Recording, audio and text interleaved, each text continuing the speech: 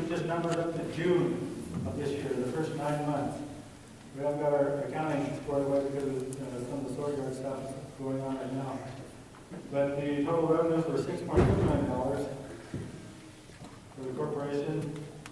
The total net income was $4 million. That's profit for the corporation. And the distributed amount to the tribe was $12.1 million.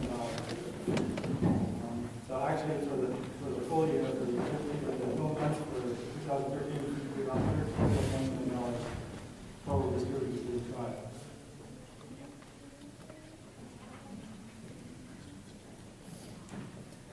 What do you sign up when you want your accountants? What's that? Remember you said if you want an accountant to sign up with you? They'll just write on a little piece of paper or something and give it to me. And you'll see those numbers also in the annual report. These are 2012 numbers. We haven't got 2013 at all. These are 2011 and 2012 there.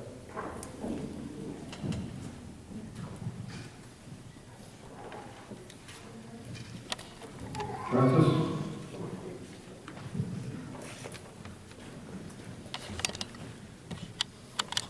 So, are you directing me to answer the question about data? What portion? What portion of the question? No, I was going to Okay. Sorry. Hi, my name is Angela Campbell-Bastow, and I'm from the Spelem District. Barbara brought up the enrollment issue, and about a year ago, I came to council and presented a transit project to the tribe. Actually did a survey in 2 districts. And with that, part of my research, I actually did a population pyramid on some of the new census data that planners are doing now. And what I did is I actually went to our enrollment department, and with the help of Brenda Condon, I took all of their, from birth to death, male to female, all of our enrolled tribal members, and created a population pyramid. And when I presented this, Andy recognized at the time that this would be a good instrument that IHS could use to prove to the Anglo government of our true numbers. We don't have all these members at this time living on the reservation, but as they age, they do come home, and they mostly come home for medical reasons. With this population pyramid, I was trying to also inform the council that, and management at the same time, you can take this data across the board, and all grant writers for every program could use this data, and this would help you get your grants. This would help you get your funding. This could prove our true numbers, because if you look at this population pyramid, and Brenda Condon does have this, and it's very simple to use. Every time someone passes away, they can take away. Every time someone's born, they can put that in. This will give us our true up-to-date numbers. This will give us more money for every single program. And at this time, I don't think this is even being looked at. And we do have an aging population. And not right now, people are probably not too concerned because you're fairly young on council, but in 10 to 20 years, you are going to need transit. We have a lot of our people living further outskirts. And I worked in the clinics. When we helped build the clinics years ago, I was in planning. And when we opened up the Keller clinic, there was a lot of elders taking care of our children because the parents are on drugs. They have a hard time getting to the clinics with the children and themselves. This is all preventative medicine. It's a big problem. In 10 to 20 years, you're going to need these services. You're going to need transit. People don't see that now. This can happen in all 4 districts. With the MAP 21 dollars that are out there that Obama signed in July, there's millions of dollars that our tribe is not going after. Millions. The transit project alone is worth $3 to $6 million. There is a bridge project like happening in Inchland, but once again, we'd have to do a survey for Inchland to see if the people would even want that project.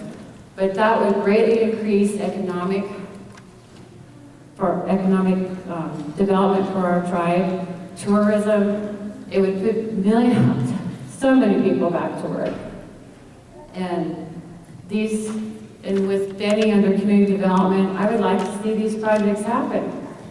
You know, why are things like this coming out of community development? That's just one issue, some questions. And as far as the federal building, I worked with Paul Tillman back when we were building those clinics. We had an excellent construction company. It made millions. We had our guys working across the country on projects.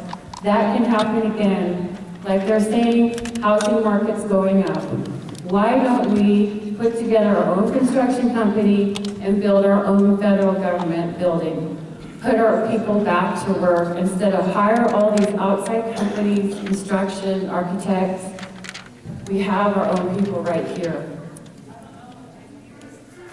Number 3 thing, the Tech Cominco. My question is, we won this last case just to establish that we do have a problem. We do have a problem with all these cancer-causing furans, mercury, everything they're dumping in our river. I used to work at Environmental Trust. I kind of knew a lot about that. My question is, and I've asked a couple of council, are they still dumping in our river today? And what else needs to be brought up with this case and probably further filing of damages is to our human health. That's being looked at and worked on now, but I think we need to file another lawsuit on that. We have so many people dying of cancer and all different kinds of cancers, and people are not being compensated. IHS can't cover the bills. People's credits are being destroyed, and we're losing a lot of our people for cancer.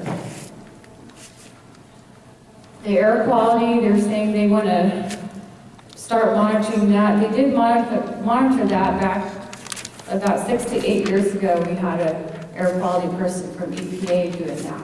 And yeah, we still have further data on that to look at. The environmental damage to the water, looking at our fish, our frogs, you know, they were finding 3-headed frogs. Or, anyway, I can go into more for that. You can find out about that. And then as far as the federal corporation, I'm really happy that's getting turned around. And the fact that Joe Dakota stated he liked the fact that he's got an all-Indian management team, that's great. But I would like to see an all-Colville tribal management team in place. And as far as the boards though, we've got board members that have businesses competing with our tribe, and that's unethical. I think they should not be allowed to be on the board. But hopefully somebody else can answer these questions.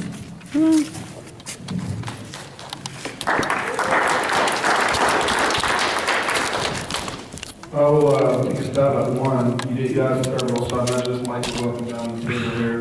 You asked whether or not they're still dumping in the river today. The answer is no. You know, obviously it's going to take a lot of years to get that cleaned up. Probably never be cleaned up all the way in my lifetime, but we're going to start somewhere. And I just hope in advance that the membership understands that when and if we do reach a point to where we either win in court or we have a settlement for that, it's for the cleanup, period. Our river needs to be cleaned up. And hopefully that can happen within the next few years. It might be 5 years, it could be 10 years. But answer that one, who wants to try to take a stab at the other ones? I just wanted to talk to you, since I'm the government chair over in Rome, I just want to talk about the issue for real quick. Just in the room here, I just want to show of hands of how many people have children or grandchildren or great-grandchildren that are not enrolled members. That's a pretty significant number. Now, as time goes by, obviously it's going to get to be a greater problem for us. I'm just going to throw it out there. I'm a firm believer in traditional law, and I really like how the Canadian people recognize their citizens, and the way they do that. If you're a tribal member and you bear a child, that child is a tribal member, plain and simple. And you're not bringing yourself out that way. And right now you have a huge problem with the descendants. They're getting caught in this criterion in society where they look Indian, they're as dark as me, but they're not enrolled members. So they're not treated like, they want to be Indian and they want to, participate in the culture, traditions and everything like that, but when at the end of the day, they don't have a blue card, they don't have they're not a citizen of our nation. So we do have a problem. On the other hand, there's a money problem. We have people that are, if we opened up our enrollments to every single person, we have a flood of people that enroll, and we start paying for an extensive amount of health care, maybe even the per capita. So there's those people out there that are worried about that end of the deal, and not worried about the influx of tribal members. They're saying that we can't afford to take care of our own right now. How are we going to be able to take care of our descendants? So when Mike was stating earlier that this is a huge complex issue that needs community involvement, I truly believe that. We tried a couple times to try to fix the problem, come up with a good solution, but I think it's going to take several meetings, several discussions, a lot of sharing, a lot of heartfelt words, and at the end of the day, we're going to have to find some solution to this, otherwise we're going to breed ourselves out. I'm committed to gather data, get with the enrollment office there and get data out to the people to show them the trends of how much people were enrolling compared to our death rate. And I guarantee you, as soon as we start seeing a decline in our birth to death rates, we're going to have to do something. So right now, that's as far as I'm committed. We need to get the information out there to people. We need to talk to each other, and we need to come up with some kind of a healthy solution for us. It's getting to be a more predominant problem, and where my biggest concern is the loss of culture. Our youth are, they're in that situation where they're just, they can't even be proud to be Indian because they just call themselves descendants. And that's where it hurts me, because I see these kids that grow up around the Chinook dances, the jump dances, around our ceremonies, and they look and act Indian. They're in our communities, but at the end of the day, they get called a descendant. So it's really disheartening. So I hope to address that somehow, and I hope we have some community support to try to find a solution for all.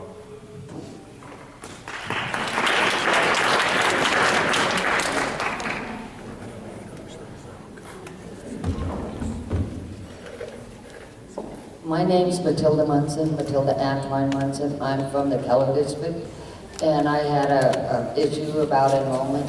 I've been doing research for several years.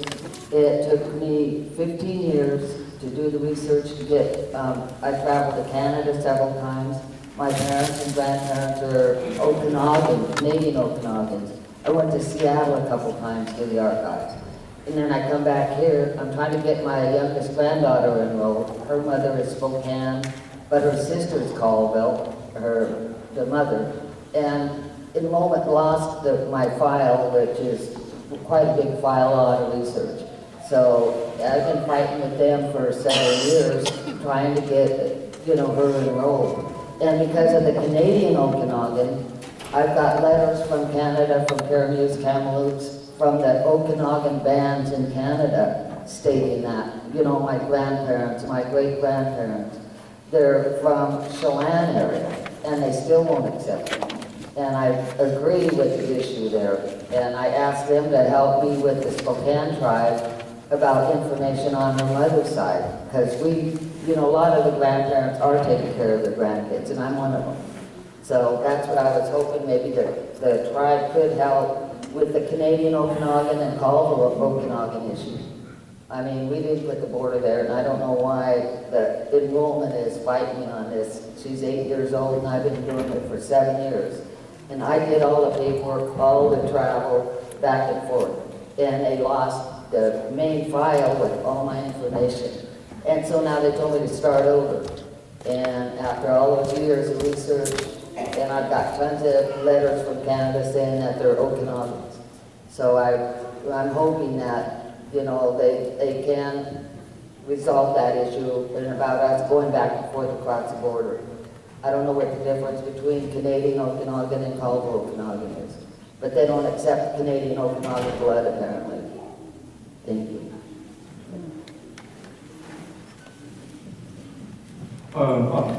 On the Okanagan piece in particular, just what limited information I know, and I can share this, and we can definitely follow up. I know whether you're Canadian Okanagan, if you're Chief Joseph Ben in Lapway, or if you're living elsewhere and your parents were enrolled elsewhere, but they have blood that's tied back to Caldwell, if they can find somebody in your lineage that's on the 37 base rolls, that's the key. So if you're Canadian Okanagan and they're enrolled up there at a later date, but if one of them appeared on 37 base rolls, that's the tie that they need. That's the founding document that council decided they're going to go by a number of years ago. And so Stina and I were just talking, and he could follow up with you on that. If they can just find that tie back to your 37 base rolls, there's no reason why they can't help you.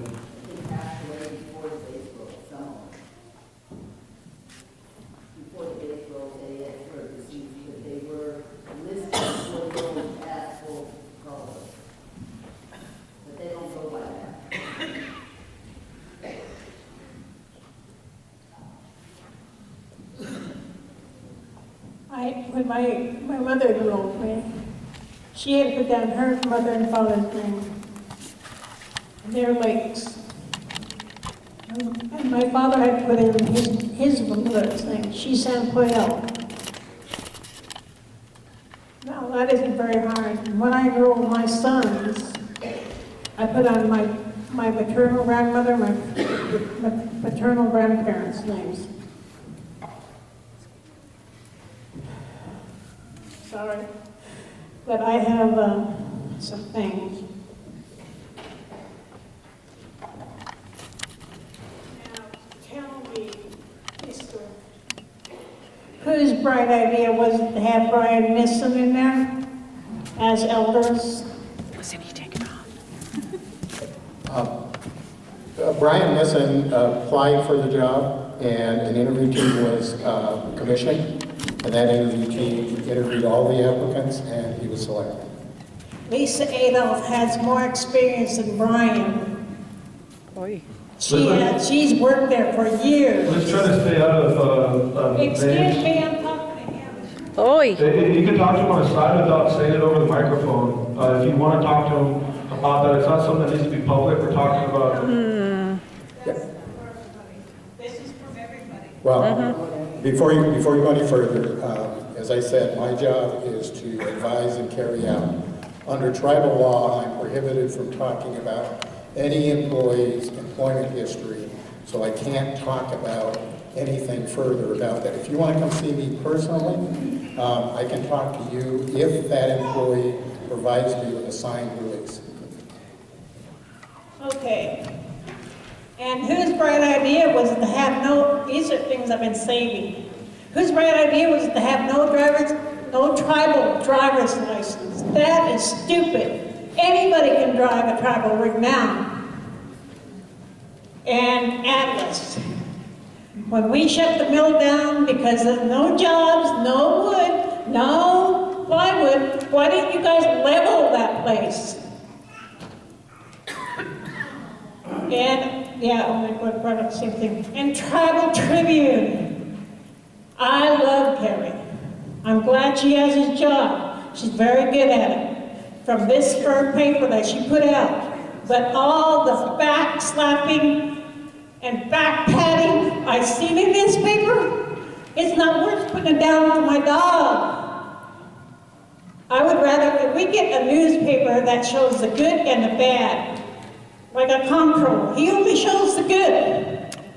Like our CTEC people, they only show the good. We can't fix the problems if we only see the good. That's it. Thank you. Yay.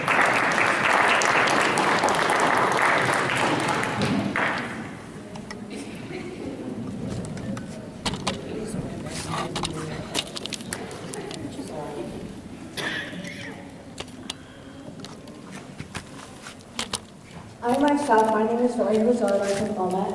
I myself have been raising my family's children ever since I can remember. I'm an advocate for children's education. I make sure that they go all the time. And I see in the Tribal Tribune that we have people that are supposed to go and visit the families that are having problems with their children going to school. I have 3 sets of families that live around me that their children are never in school.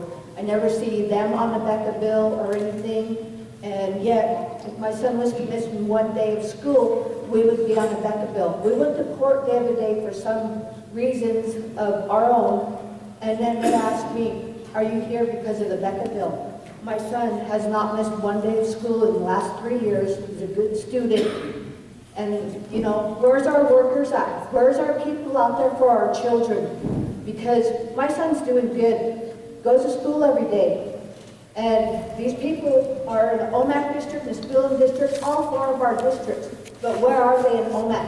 Where are they helping our babies to grow up and whatnot and be somebody instead of that next drunk down the road? That next hobo in one of our hobo trucks.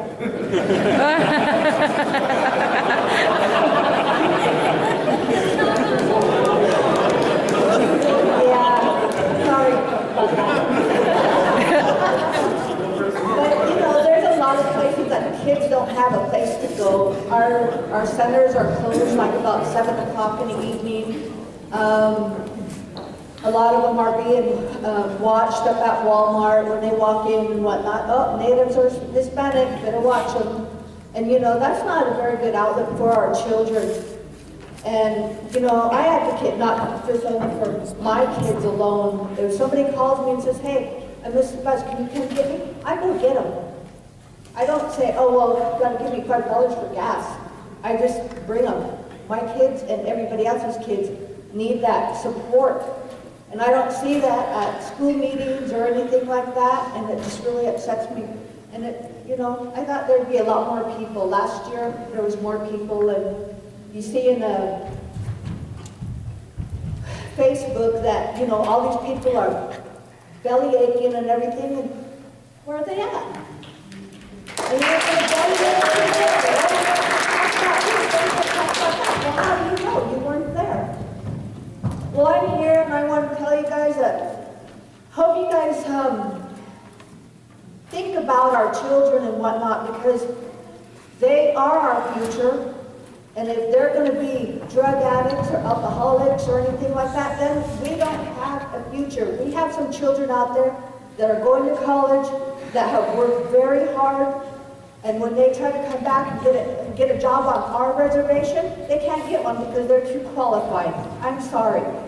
I have nieces and nephews that work for the Spokane tribe, for the Coeur d'Alene tribe. On the East Coast side, I have relatives over there because they cannot get a job here on their reservation because they are overqualified. And I thought we had our education for our children to come back and work for us, not to work and make their other tribes look better, or to make us look better, not them. That's education dollars out the door. Thank you. I can answer a couple of those questions, and I really appreciate that. And like I said, I've been here like a year back.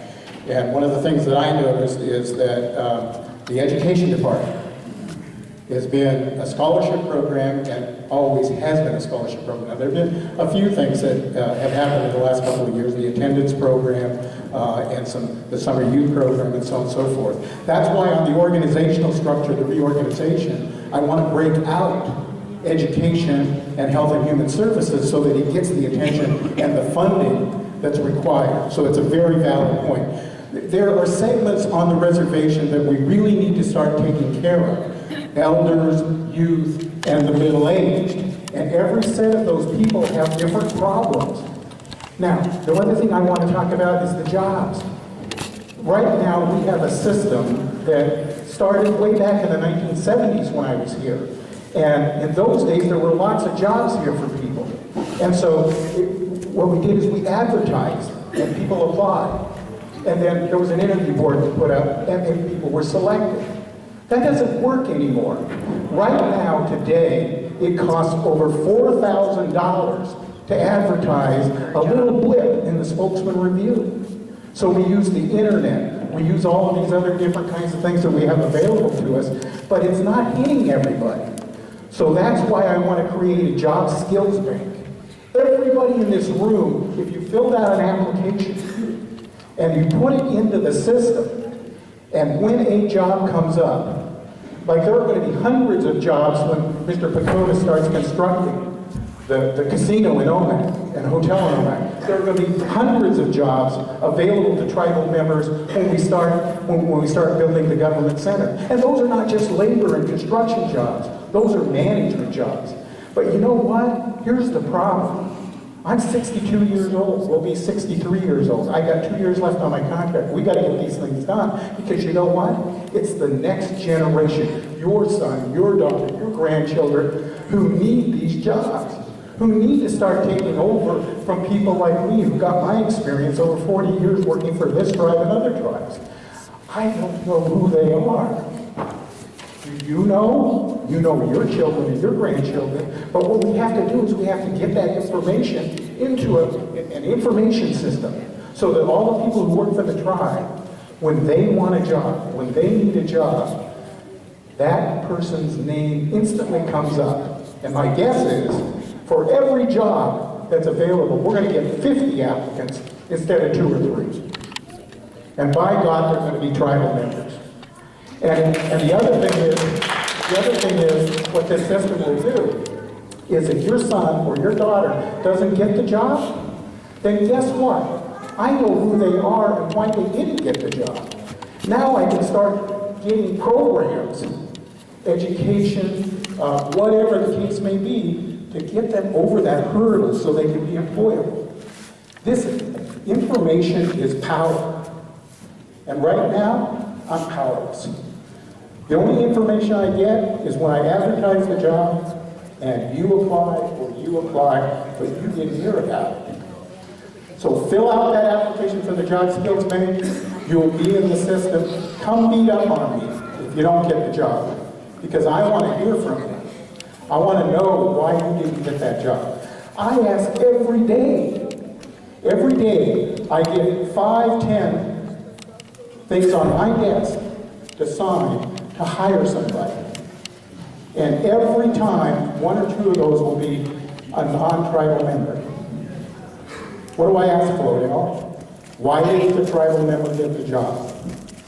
Okay, can you imagine for a minute, if I had all that power, all that information at my fingertips, I could now start directing the education program, the drug and alcohol program, all of these programs to help that person become successful in life. And you know what? That's going to start changing the suicide rate on this reservation. It is, because you know what? Look at the statistics on suicides. A lot of it is because I'm unemployed, financially broke. I have a drug and alcohol problem. I have a relationship problem. I lost my spouse, I lost my partner, and it's devastating to those families. We're here to help. I appreciate your comment. And I tell you, we're working on it, but I need your help. When we get this Job Skills Bank going, fill out that application.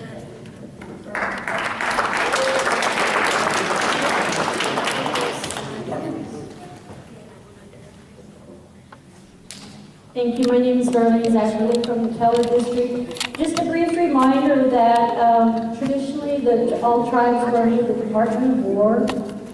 And one of the tactics that they used on us was the enrollment issues.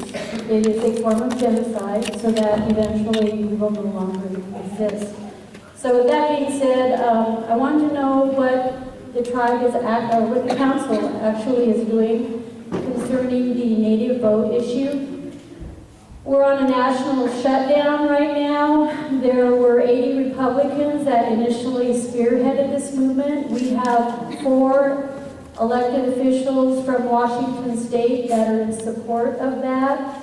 I sent out some information, but I would like to know who those federal representatives are so that I can write to them and encourage them to support ending the shutdown. It's hurting a lot of people, it's hurting a lot of tribes.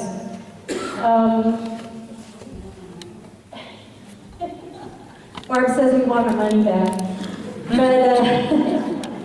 But I do want to know what we are doing with native vote. I think if we partnered with the Yakima tribe, we could really control a lot of who is on our federal and our state elected positions. They call us the Red Sea over here because we're primarily Republican.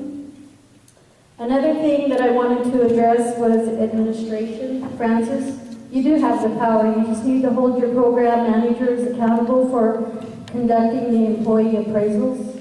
I mean, accurate ones, not yes, yes, yes, you did fine, you did great. You need to hold them accountable and make sure that they do those appraisals, because we have all ran into employees who have key positions. You go to them for help and you get the door slammed in your face. And that is really hard on people who are in dire need of help, or young people, and it's their first time going to the tribe and wanting help, and they get a negative response.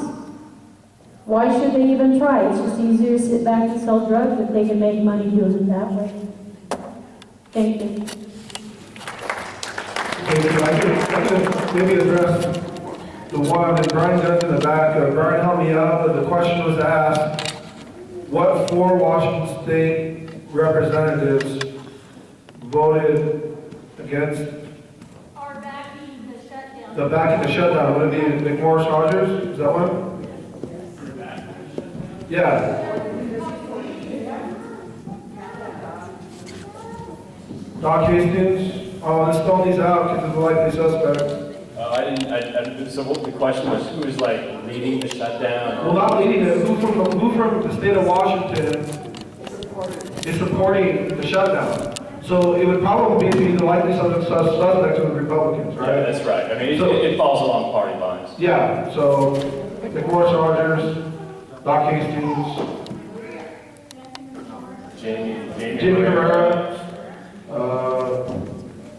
Riker's voted for a few of them as well, but he's come around a little bit. So, but it's mostly along party lines. Those are leadership votes on the shutdown stuff. So whatever the folks who want to stray aren't really in a position to politically. Is how it works out. So it's falling along party lines.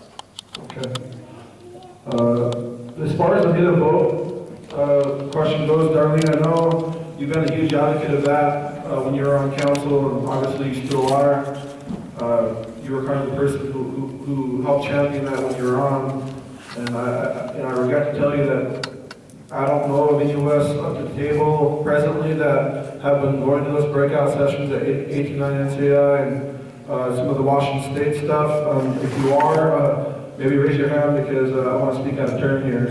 But it is important, and as you well know, we had people who have been formally employed with the tribe, delegated to do that stuff, who are no longer with us. Steve? I just want to show a hand. How many people in here are voting in the national election? Okay, what about the state election? What about our local community elections for the mayors and everything else? Okay, the native vote would definitely assist in that. We have a lot of people, you know, that are not partaking in those votes. So we're trying to revive, and get our people active in the local communities and our local elections. The strength in numbers, and I guarantee you, when we try to push our national agendas or our local agendas, if we don't have the votes out there and we don't have the eyes of the politicians out there, we are not going to get our way. So, I'm really grateful. I was surprised that there was that many hands actually raised in this room. So I'm really grateful that's the case in this room. But it's been kind of an unknown for us to see how many people are actually partaking in our local elections. So on the election, our election process is a short time frame for in our year. And what I was hoping to do was to get some, hopefully get some of those same people that are in our election process involved and assist with registration of our members to vote, and then also to kind of guide us politically in our local governments. And but that stuff hasn't been developed yet, so that is kind of a hope and dream for this next year for the tribal government committee and the election process, and hopefully we can get something moving in that area. I think it would really strengthen our presence here in Washington, and we probably could start changing some things here locally for us too. So I hope you get a part of that. Hi everybody, my name is Pokey Tenasket. I'm the center director here. First of all, I'd like to thank all of you for coming, and secondly, I would like to thank each and every one of you councilmen for coming here to listen to our concerns. My concern is with the housing issues in every district, there's a lot of people that are having to move off the reservation. And for them to have the equal resources, like to get a referral, they say you need to live on the reservation, which isn't fair for those that have to move off because of the housing issues. It's just a concern that I would like you guys to look into those policies to make sure that all the tribal members, at least within a 25-mile radius of the reservation, have those equal opportunities to those resources. Thank you.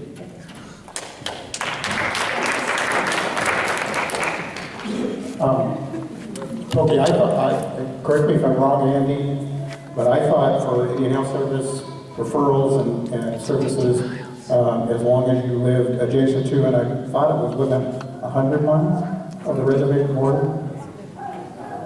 Okay, you can go ahead. 50, you said. Same for when you run. If you get denied like that, give me a call, and I'll get with Carol Parker and see, she's the IHS clinic director, and we'll see what's going on there, okay? Hello, I am number 12. Kanya West, Keller, Salute. Come here to give thanks to all the people that have come here. Voice your opinion. Even though sometimes the council and everybody else seems to be working hard, seems like that, like they're doing what they're supposed to, but when you really look around, a lot of people are slipping through this loophole. A lot of nieces and nephews that don't seem to get the help that they need when they say, oh, we drank for alcohol or education and stuff. Out of my oldest sister, Veronica, out of her 3 children she had, none of them graduated. But yet they're all still here, trying to survive and stay alive. I have a great nephew, Michelle. He's like myself, we like to smoke all the time, He's the only one that's able to graduate and continue on. But yeah, he's still lost. He don't know what he actually would like to do.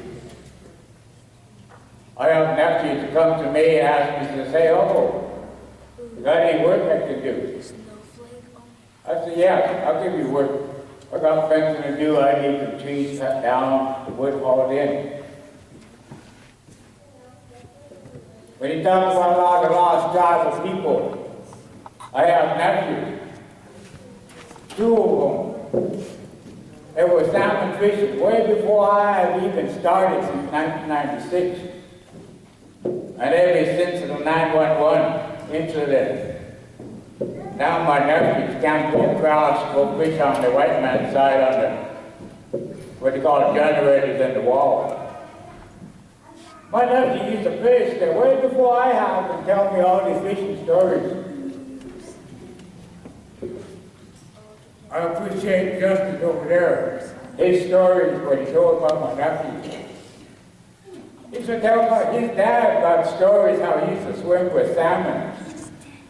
And Greg Goodell would think about, how can you make a painting out of that? I never swim with salmon. Well, you can't really now. Or even my other nephew, Little John. We say direct descendant. But yet, he can't go across the river and go fishing. He don't even go across with his dad anymore, who used to be counsel. You say, wonder, why can't he go fishing with his dad? Oh, because he's not a child of nothing.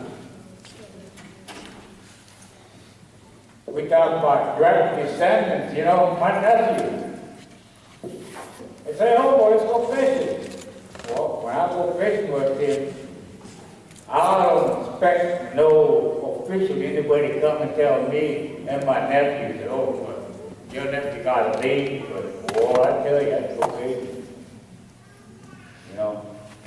I expect a compliment up there to protect my sovereign rights of who I am and not who they think I should be. I am who I am, who I said I once was. I am Uncle Stensberg, born Henry Solomon Stensberg III. My Uncle Irvin, he was the second. I am cousin trying to sell off his land before he even died. And somebody in administration said, okay, that's okay, well, you could go ahead and sell your interest of land. But my uncle said, oh, I never sold no land. I have no, I never signed no paper, but yet somebody forged them documents and then come to my hand and say, oh, one of my family members would like to sell their interest. $56,000. Hey, I tell all my brothers and sisters that we have no right to sell what was given to us. Same one with the rest of all our people. In 1956, they passed an act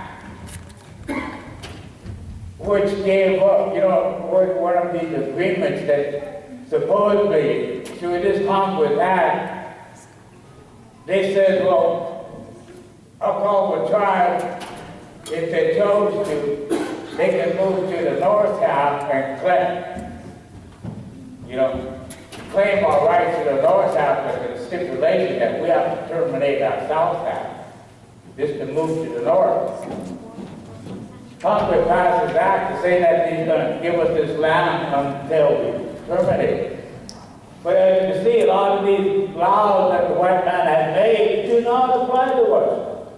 Same thing with the law in about 1867 or the allotment agreement when they put us on the reservation. They gave us an allotment.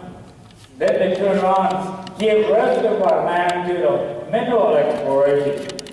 When we fought hard for history, all through our history life, we fought hard to keep the miners out of our territory. And just like that, just like a council sometimes, they just roll over, let it happen.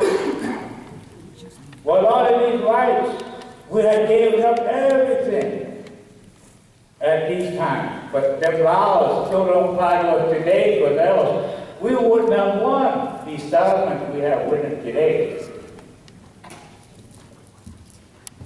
I have a smart attorney over at Lapway, Clifford Allen. Our education don't stop at first, second, third, or eighth grade. They continue forth to keep us going until we have completed what we're attorneys, lawyers, doctors. But yet, how far do we all go?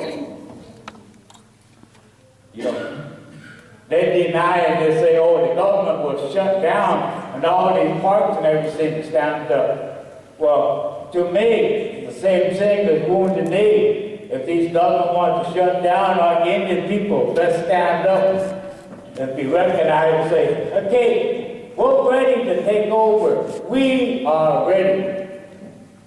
That's what we'd like to say.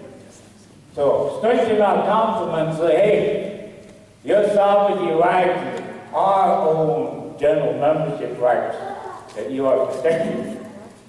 Selling us out by taking all these that agreements, you know. My friend Archie told me a long time ago, that's what all the councilmen do since the day one. It's whittling down our sovereignty.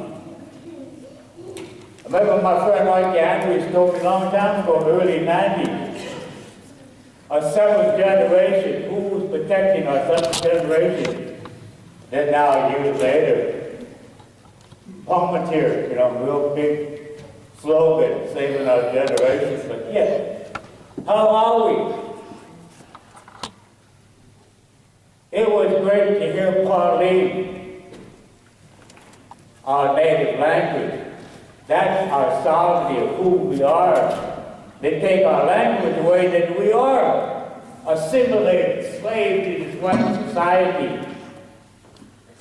I'm a scale. I'm not a United States citizen. I'm right here tonight, late. Production Solutions, Westport, is where I live. My strength is what I carry from Westport and all around. I smoke salmon, goes on prayers when I do smoke salmon. You know, it's all right, they don't want to ask me every day to smoke. I'm smoking it every day somewhere else, or at my house every day. It's the life we all live, you know. An elder told me, a medicine man, says, you know what we need? I said, yeah, man, pocket full of money, you know. Reach my pocket, you know. If I pull my middle one out, I'd be looking like an elephant. But yeah, all he told me is all I need is a prayer, power of prayer. And you know, being at the mission all my lifetime, you know, I do all kinds of prayers. But what got me the most, what this medicine man told me, says, a prayer of your own. Now my greatest goal is to learn it in my own language. When I was sheriff, in 26 years of sobriety, I've been going to my new goal. 26 years of sobriety, you know, take a lot of courage just to stand up and speak, you know. It'd be like powwow time. Trying to get that courage to go out there to dance and wonder what everybody will think about you. Think you dance like a girl or you dance like a true warrior. But it's still what you carry in your heart. I dance for all my people first, but most of all, my animal people that gives me the spirit because I hop and I dance and walk that way. How you carry yourself? I feel I carry myself pretty damn good. A lot of times, I get pretty angry when I see logs and trucks just racing down the South Pole and my horses are out. Which a lot of truck guys, you know, slow down. I read a story a while back about Dale Cuny talking about how the stinking cows were the first environmentalists. You look around, where is all of our roots and our berries? It's all stomped down, dead grass, dead stone all over the place. So don't tell me stinking cows are good for us. You can smell them in the mountains, you can smell them in your water, smell them all around this place. So don't tell me the cows are good. Our Indian health. We continue self-protecting our wildlife. Where we got our good fresh cameras, bitterroots, wild onions, carrots. People, you know, all our nice way of life that we have lived, it's not protected. I brought this subject up to Joe Pagodas a long time ago when he was in council that we are supposed to be compensated for our root loss for our north half because of the overgrazing and logging that we just do. He looked at me and he proudly says, okayed that, 1902. I told him, well, you take that from the present till now, and that's what they still owe us, because it's an annual event. I read that in the book too, termination error. There's a lot of things that we were supposed to lose, but we didn't lose. We have our rights to the north half to protect 5 acres to claim our own. So if you guys like to get out with, let us see.